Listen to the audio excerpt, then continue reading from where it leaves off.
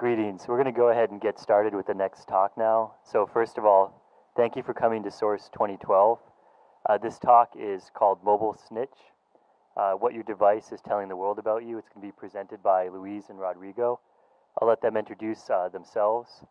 And one note is after the talk is over, there's a URL on the back page of your program guide for the SurveyMonkey feedback survey. Please take the time to fill it out. And with that, I'm going to put my phone into airplane mode and then hand it over to these guys. Thank you. Hello, everyone. Good afternoon. My name is Luiz Eduardo. Be presenting this with Rodrigo. Woohoo! Thank you. Now you can leave. Thanks. I want to thank the Source crew for putting this together and accepting our talk. It's a real pleasure to be here speaking at Source. And so let's get started. So a quick agenda, talk about just an introduction, what the motivations were for this research, what we call the current issue with the mobile devices world these days.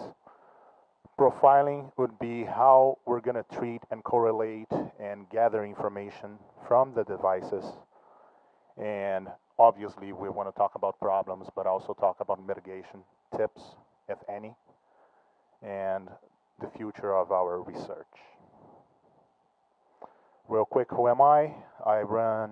We both work for Trustwave. I run Spider Labs for Latin America. I've been working with wireless prior to this life for quite a while. Did some research on wireless. I think my latest research was about in-flight Wi-Fi. Presented that at DEF CON a little while ago. And I actually run the DEF CON Wi-Fi network, so I know a little bit about Wi-Fi. I am also one of the conference organizers for 2 conferences in Brazil, You Shot the Sheriff and Silver Bullet, and I like taking pictures, and that's my contact information. I'll let you introduce yourself. Hello everyone. My name is Rodrigo, and I have a nickname that they call me Spooker in Brazil. I work in the research team. Mostly I'm a IDS guy, so everything that involves a PCAP, I used to like to play. So mostly in my spare time I do triathlon. I don't know if I do more triathlon or if I work more, but my boss believes me that I work more than I do my triathlon.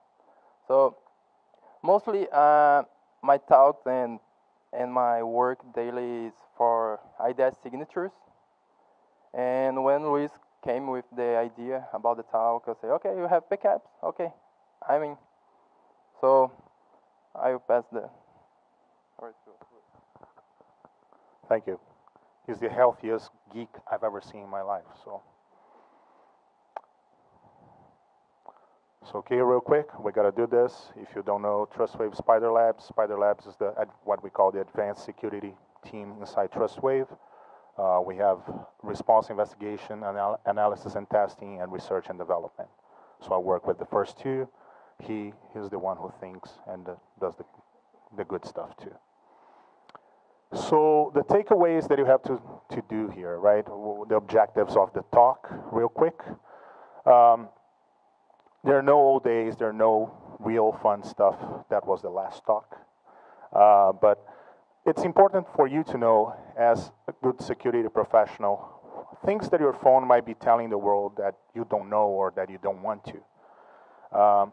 So, number 1, understand what type of information your phone is telling everybody else. The possible implications of that. These are not problems per se, but maybe a combination of everything that is happening with your mobile device or with your mobile devices could be the problem, and that we're going to cover that as well. And raise awareness for the public in general. So motivations, as I said, I worked a lot with Wi-Fi, and maybe 6 months ago I thought about doing this talk. I travel a lot for work, so I started observing, I have myself like a whole bunch of mobile devices. So I just started comparing how they work and what they do, not only when they're connected to certain networks, but when they're not connected anywhere. And we're going to talk a little bit of that as well. And with the growth of the client-side and targeted attacks that we saw mostly last year, or that were advertised last year, that's another thing that was another motivation, right? Everybody has mobile devices. Mobile devices are computers that carry a lot of important information.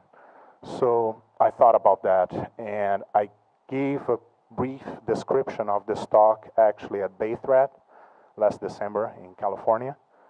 But this is not the first time that I had some thoughts about this.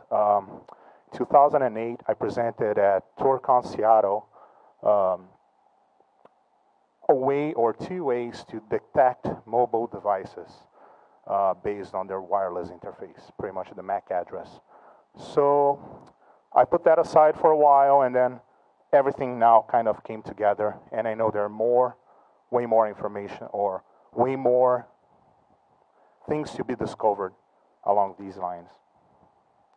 So a quick disclaimer, most of the stuff that we did was in our homes. If you saw Marcia's talk, Marcia Hoffman from EFF, one of, not today's talk, but she gave a previous talk in other conferences. Apparently you're not allowed to sniff traffic in certain places. So most of the stuff that we did was in our labs. We have many labs around the world. Some serve coffee, some have VIP lounges, and some have wings and fly really high. So that's where we did our research.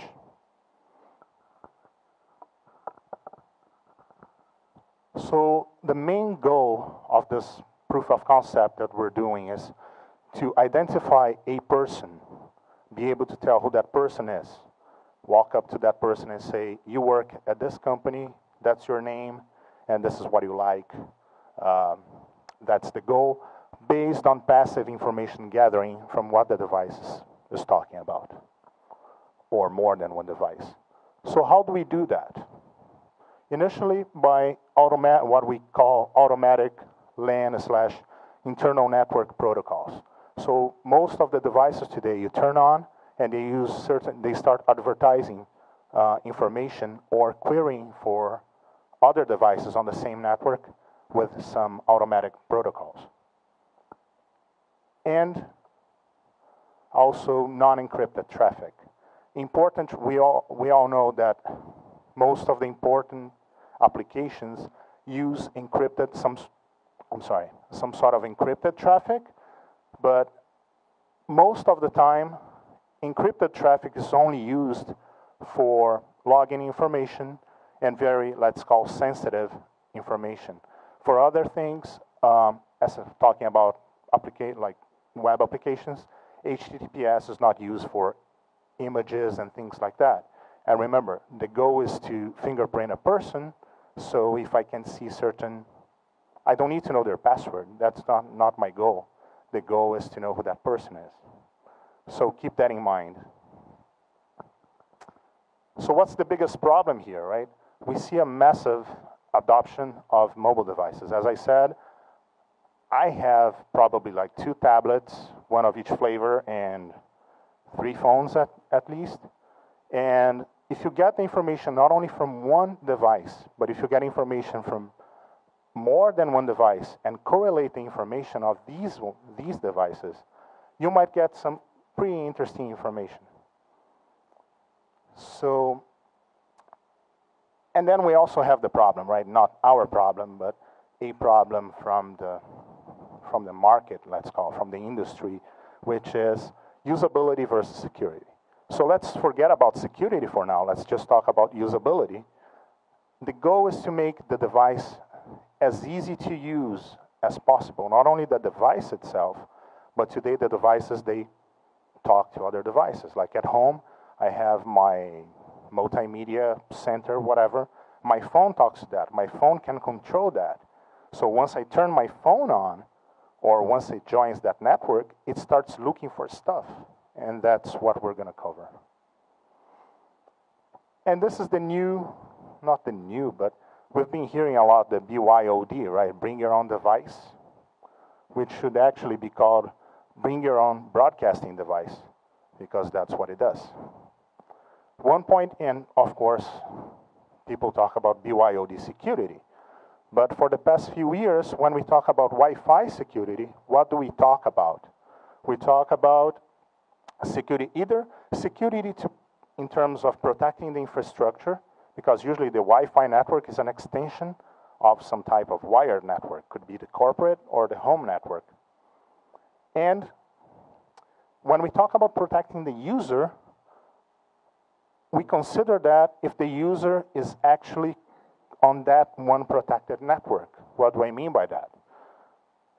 A protected user, or a way to protect a user on a corporate environment, would be not allow inter-user communication, for example. So if I am in that network and I start doing a port scan, I should not be able to see anything.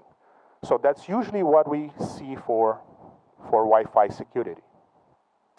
What we forget is what? Privacy. When the user is not on that protected network, on that protected bubble that has several bells and whistles like network access control mechanisms and things like that, that same device, especially when you talk about BYOD, that same device is going to go to a coffee shop, is going to go to an airport, is going to go to a hotel, is going to go to a conference. And what guarantees you have that information is going to be safe? I'm not talking about even attacking that device. I'm just talking about privacy. What that device is telling the world about you. So the very first thing that we see is this protocol called Multicast DNS. MDNS is an extension, or I don't want to say extension, is another protocol based on DNS. Everybody knows what DNS is. But MDNS is also known as zero configuration networking, and that tells pretty much self-explanatory, right? Device joins the network, it starts looking for stuff and advertising stuff. One of the things that we're going to see that it advertises is the device name. Is there a problem with that? Not really. The problem is that when we're not mostly with the non-corporate devices, let's put it that way, the corporate targeted devices, let's say a phone that is for any user, when you're first setting up that phone or that tablet, it doesn't ask you what name you want to give to this device. It's going to tell you what's your name. And that becomes the name of the device. So we're going to look into some of the packets here that we gathered, and you can see that the name of the device is going to be first name, last name, type of device. And that becomes really interesting for what we're trying to do, right? Again, it not only advertises, but also it's kind of a discovery protocol. So if I connect it to my multimedia center, once my phone joins that network, it's going to try to look for that multimedia center. That might tell more things about myself. And this is always automatic. You have zero control. Even knowing a little bit of security, I cannot turn off these things on my phone, for example. And that could be really annoying. The other point is IPv4 and IPv6. Everything talks v4. But how about v6? We're going to see in some of the packets as well that v6 is not fully supported, but most of the devices are dual stack today.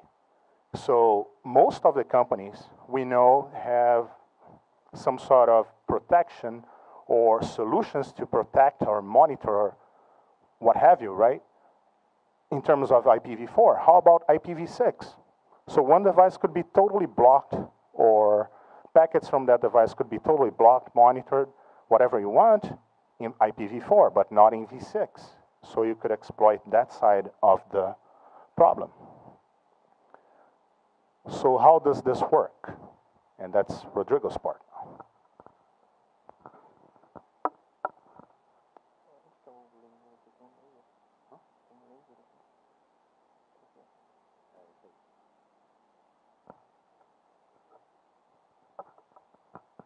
All right. So how it works? First, the very first step, we need the data acquisition. So the data acquisition is passive, like we're doing nothing. The traffic is arriving. We're just saving the information. So we create some filters, like just make sure you first grab what you really want.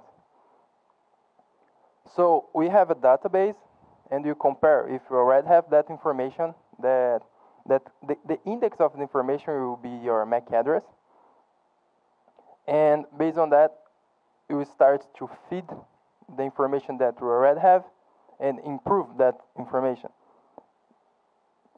So we have that we call third parts that you probably want to do some R poison.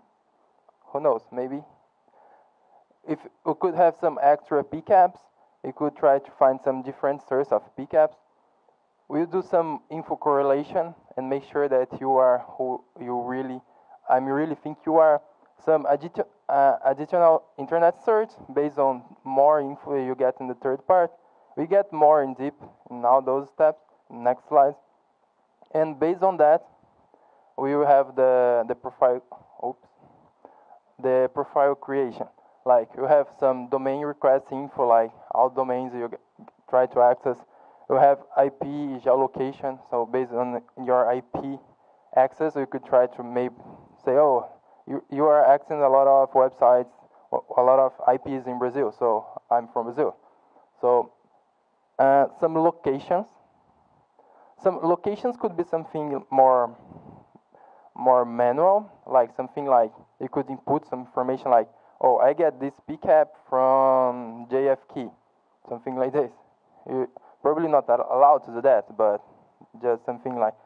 And maybe you travel abroad, or I get this information in some airport in Europe. So you could have some locations. You could get contacts, company info, and create the whole profile of a user only based on the first initial MDNS information. So MDNS, could you guys see here the screen? That's good. In the back you could see. Okay, that's good. So we have the Multicast DNS. Multicast DNS use port 6363. 5353, sorry, my English. 5353. And so you could see that we have a lot of information. We have IPv6 and IPv4 to the multicast address. And you have a lot of DNS. It's almost the same as DNS. So here is the very first information. If you get in, we drill down some of the package, we will see like I have my name here and point to some address. Like that's one of the first problems. We use it to put our names in the device. And so that's make my life easier, because if I have a name, I could easily search for more information.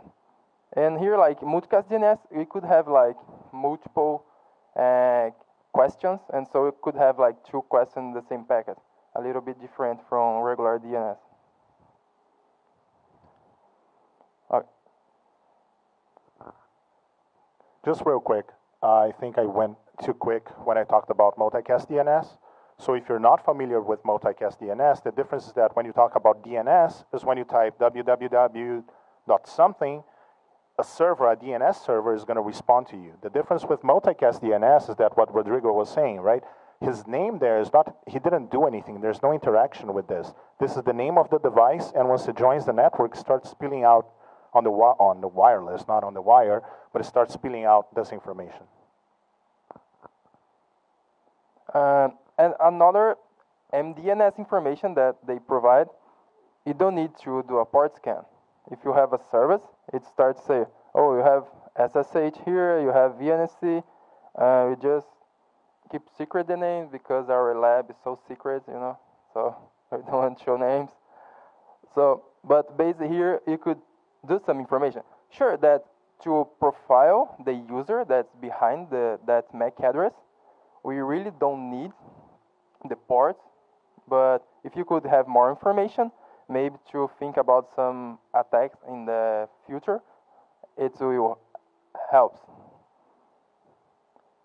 So here another point that you have some data acquisition from broadcast. You have the NetBIOS. So here is in our lab too. You have a lot of machines in our lab, so especially with some names in Spanish. And so you could have some more groups that they are trying to access. So that's something that's really interesting when you start to get all the information to profile the Mac and the user. And so you can see more drill down here. You have the PC name and you have a name, Edson Vera. It's a name that you like, so you put in our lab. And that's all about multicast protocols and broadcast. So everything's arriving to our computer with no work, extra work. We just turn on our computer and start to sniff. So the key information, MAC address. So telling the word when you're drinking your coffee, like it's pretty common when you go to the airport and you sit, or you go to the Starbucks, or you just open your laptop and drink your coffee, and you probably send all the information. So you probably get your MAC address and try to feed our database. That's how it works. And that's the problem. Like most of the time, once you connect to some SSIDs like ATT, what is the SSID here in the ATT Wi-Fi? ATT Wi-Fi wireless or something like that. It's pretty common name. So next time you open your computer and you have another SSID with the same name, it will connect and you start to broadcast the DNS stuff. So sometimes just open your laptop, your broadcast information. So we start to develop a tool, but it's on the basics, real basics. We're not going to release soon, but maybe, I don't know, maybe July, maybe we're going to release something. So basically, what you get here, the packet number in some PCAP, the MAC address, and the name info. Like, so here we have my name, right? So based on that, our tool, and just complain like, sometimes you have some information that our device is trying to find some extra device, like some Apple TV or something like that, some sharings, Apple, how can I say Apple stars, like all the Apple stuff that you could have.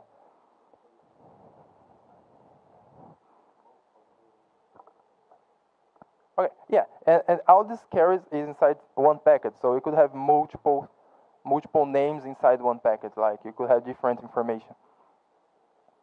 And so basically, what do you do? So basically, only on the DNS we have the MAC address, and as I told, like you used to put your name as the device name. Who here has the mobile device or something like with your name and last name? Nobody? Okay, I know. So you put like, you translate it to something at Google, Rodrigo, Montoro, in URL, Facebook, LinkedIn, Twitter, or anything else I want to find some more information. And I try like this, I just show Rodrigo Montoro. So, oh, that's pretty easy, right? But we find Rodrigo Montoro. That's a little different from me, no?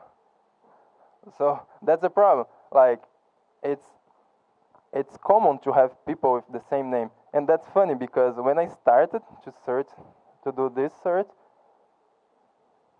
I'm sure that I will find my profile, but I find this guy, and the funny is these guys live in the same town I live in Brazil, and it was pretty interesting. So, all right, I'm not that famous yet, sorry, and that's the problem. People probably have the same name or some similar name. It's pretty common in Brazil. Like you have like Silva in Brazil, is a real common last name. So you probably have a lot of people with the same name. Oh yeah, John Smith. So we need some third-party info, like if you want to really map that MAC address, that computer, we need to find different sources of information. So we could have like ARP spoofing, new pickups, and some in-depth request analysis. As Luiz told, like most of the access you do using HTTP is plain text. So when you have an image or you access some information, especially mobile, they don't really take care about HTTPS. That's funny, because today if you use like Facebook using your web browser, by default it became HTTPS. But when you are monitoring the traffic somewhere, you see a lot of different Facebook clients, but they are sending plain text information mostly. So you could get a lot of information. And so you go to something like Wireshark, you just go to export, object, and HTTP, and you have a lot of information. A lot of information. So some information, one's a cookie or plain text request, usernames, you don't want password. I don't care about your password, really, you don't care. Unless we do some pen tests in your company, but some JIP, you could create some SSID database. There is you could try to find the same, I don't know how to explain this exactly. You want to talk about the EXIF? Yeah. So most of the pictures that you see, the electronic pictures, JPEGs, GIFs, whatever, they have what it's called the EXIF information. The EXIF information usually talks about what type of device or camera that was taken, etc., etc. Some of them actually are carrying also the serial number of the device, and if it is a phone, and that's what we didn't get to the bottom of this, but it's to see if it carries also the IEMI or some other type of information that could identify that phone. We know that the serial number exists because there's a website, Find My Stolen Camera or something like that, where it parses the information. So based on passive analysis that we do prior to integrating to any type of third party to gather more information or to correlate information, we could also simply parse the EXIF to see and to correlate internally in our tool what else we can learn about that person. Question?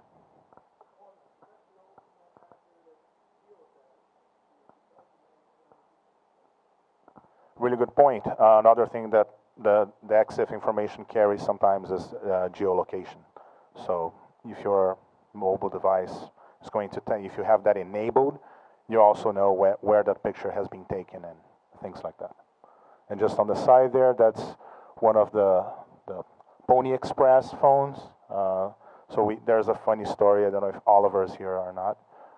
But back at Source, Seattle, he found out I was in the conference because I forgot my tablet on. It had my name, and he was like, "Oh, Luiz is here." So he started looking for me. So ARP spoofing. So tell me more about that. I'm not getting deep about ARP spoofing, but basically doing ARP spoofing, you try to become the gateway of the network in the real summary way, and we receive all the information that's coming outside the network. So level of difficulty, -10 is pretty easy, like something like you just type this in your Linux machine and you became a gateway. So being a gateway, you have a lot of traffic. So with a big pickup, you could feed your information and probably map the MAC address, the mobile with some person. Don't forget to enable IP forward. New pickups, you could grab some pickups from pickup R, CloudShark, on other different source. Maybe create an online repository, something like, I don't know, like Mac Total, and you could start, everybody send different pickups and start to feed, and so you try, at Virus Total, you try to find the MD5, and if you have a virus over there, check it, And maybe you could create your online repository, MAC total, and try to find the MAC address if you have a profile and start to feed that profile. So sniffing random locations, like sometimes you have the SSIDs that users is common to use and broadcast, trying to find, and maybe you could try like in the airports, or maybe you could try the right target. Like I know that he accessed some SSIDs in I don't know where, here in Boston at Starbucks. So I try to sniff some traffic at Starbucks because probably he will be there. Another thing in regards to the location, right? If I know their company X, I'm targeting as talking about a directed attack or something like that. I know that company X is in that street, and I know there is a Starbucks right across the street from that place. Most likely, a lot of employees from that company are going to hang out at that coffee shop. So I know that if I go to that coffee shop, most likely I'm going to get not information from one person, but I can start profiling the company, right? Depending on the protocols, we showed like 2 protocols, but from one of the protocols, you can start seeing probably the way the username, the profile of the username, how they use usernames or work groups or domain names and things like that. And something like I talk about the objects rebuild, like the rebuilding the objects HTTP, like LinkedIn. Who uses LinkedIn here? Nobody uses LinkedIn? Come on. And especially the LinkedIn mobile that we notice that they send all the traffic plain text. So here is a JSON that they send, like you have like the name, we have the red line where I work, we have the picture, and we have the Twitter. So we probably have the whole profile information in a simple request. Like, and just a tip, we saw some traffic that you have an inbox at LinkedIn, right? And probably LinkedIn used for keeping your network and maybe talking about some new jobs with someone else. And when you access your inbox using the mobile stuff, it's all plain text. So you have all that inbox information. So take care when you use your. So you could start to map the software information. Like you could grab some user agents, like they are using. You have here like a Chrome, Safari. You have here Twitter for BlackBerry and all that stuff. And based on that, you could start to figure out if the company. So we start to map the company too. If the company has some patch management work on the employee device, because that's the problem. Like I have my own device, so my companies allow me to work with my device inside the company, but most of the time they could not install all the protection because it's your device. So maybe the device has something that you could try to explore some. You could try to enumerate some softwares and try some information. Another point, like I'm an IDS guy, I'm a Snort guy, so I probably run all the traffic against this Snort. So what's the secret here? Maybe you could tell the company, or your machine are infected with a Trojan, like something like this. But most important, like we have what the details here, like a Google Talk and Facebook chat. If my IDS is alerting, it's because it's going plain text. And here you could try to enumerate friends and try to do something. And here, for example, it's using Dropbox. So I could try to do some phishing against the user, being someone from Dropbox, because I know that he used Dropbox, and so make life easier. So I know they have a vulnerable Java version. So I could try some phishing, point to something that I could explore the information. So that's some points that you could try to find. And so in the end of all the process, you have the person magnification. So you create a whole profile. You have the MAC address as the key the index of the information. So we probably have username, pictures, Facebook, LinkedIn, Twitter, location, company software of the machine is infected. Maybe you could sell like, okay, here's a report about your users. So you could have all the information. So next time I open my laptop, we have my software running, and I saw a MAC address that I have the whole profile. So I could only invite, oh, he's here. Like I could say some name, like sometimes Bruno. Bruno is here. Oh, I talk to Bruno. Let's drink some beer, because I know he's in the same place because I have his profiled in my stuff. So some mitigation tips, like name your device. Never use your name or last name. Try to do something different. But here nobody use, right? You told nobody use here the last name and name. Okay. Careful when you use your mobile, especially if you use your mobile in your company and for personal reasons. So try to turn off Wi-Fi if you're not using, because as I told you, like in Brazil we have VEX. VEX is pretty common to have in all and anywhere. So maybe you just open your laptop and to read something, but Wi-Fi is enabled always. So we start to broadcast information, and you are not doing anything, but it's broadcast information. And maybe sometimes consider it's, since we are lazy, we always save the SSID just next time it appears, it just connects automatically. So maybe sometimes consider removing some SSID entries in your computers. So I could not map that, because we have some case that we analyze some PCAPs that we have like we could say he works here and he drinks coffee here and he lives here, because we have all the broadcasts and with all the information. So well, that's pretty much what we're going to cover here. So the joke is bring your own probe request. So again, we protect the network, we protect APs and things like that, but we forget to turn off Wi-Fi in our devices, and it keeps cycling through the preferred list that you have for the ESSIDs, as Rodrigo was saying. So things that we saw based on many years working with this and some of the PCAPs that we analyzed is that ESSID names, sometimes they don't mean absolutely anything, and they really shouldn't, but sometimes they do.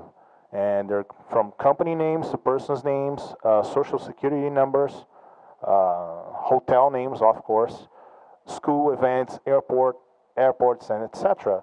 What does that mean? I really don't think you guys can see this, but with a little bit of information or thinking a little bit, you can see that, for example, in an airplane, right? We talk about, we're really concerned where we have a hotspot. Imagine if you don't have a hotspot. You're playing Angry Birds, another buzzword, right? Angry Birds on the plane, and you forgot to turn off Wi-Fi. Your phone or your iPod or your whatever, right? It's searching for the networks. And you can see the list, and it keeps going over and over. So based on like some of these information, I can tell if that person is going somewhere or coming back, if that person, what hotel that person has stayed, what event that person went. And this is absolutely like everything that we said. Most of the stuff is totally passive, but this is not even like connected anywhere. So your device is telling stuff that it really shouldn't. And that's again, that's not a problem. That's how Wi-Fi works, right? But there's so much that we can do about that. So one of the things is, well, if you're not going to use that ESSID anymore, just remove it, right? And be aware that features are obviously coming out, new features for different things, right? I was in Brazil last week, and we were having dinner with a common friend of ours, and we just found out that like something that shouldn't have happened. That person was sharing his market store account with another device from another person, and when a friend of ours who's sitting here sent him what he thought to be a text message, but is that text message that goes through the data network. Both devices got the message. So that could be really confusing. So be aware that, make sure you understand, as a security professional, make sure you understand, try to understand how some of the new features are working, right?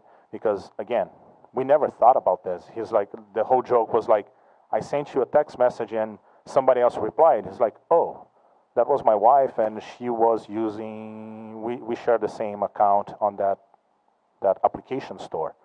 So the device was using that as a unique identifier, because people, of course, they also want is the usability thing, right? If I have a phone, an MP3 player, and a tablet, I have that instant messaging thing on all three. I want to get that message on all three. Or even if you have a tablet that I forgot at home, and I have my phone, my tablet, until the battery dies, it's showing depending on how it is configured, it's showing on the screen, even locked, some of the information, not only from instant messages, but from Twitter, from Facebook, and maybe somebody who should not be seeing those messages is actually seeing it. So for the future of our project, we're going to work a little bit more on the tool, see what, mostly on the correlation. So again, the whole goal was to be as passive as possible and just analyze traffic. As Rodrigo showed in some of those packets for that one protocol, inside one packet you can have queries saying, advertising the name of my device, but at the same point it's looking for other devices that it connected to. So we're going to try to explore a little bit more about that. And again, it's something that could be silly, but on the flip side could be really useful information for social engineering and targeted attacks and all the things that we're seeing lately. With that, I think we have a few minutes for questions, if you have, or comments. And remember to fill out the survey for the conference. That's our Twitter information if you care for what we say. And questions?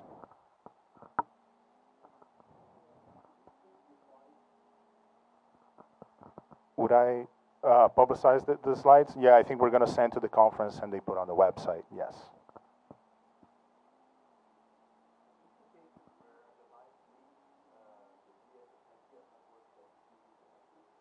The question was, have we seen devices that leak the BSSID of the APs where it previously connected to?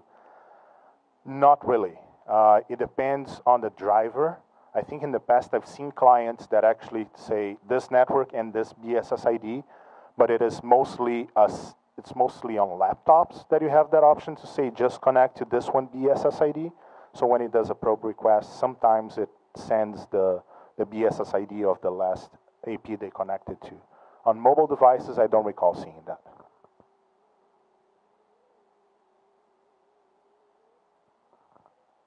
Anybody else? Going once?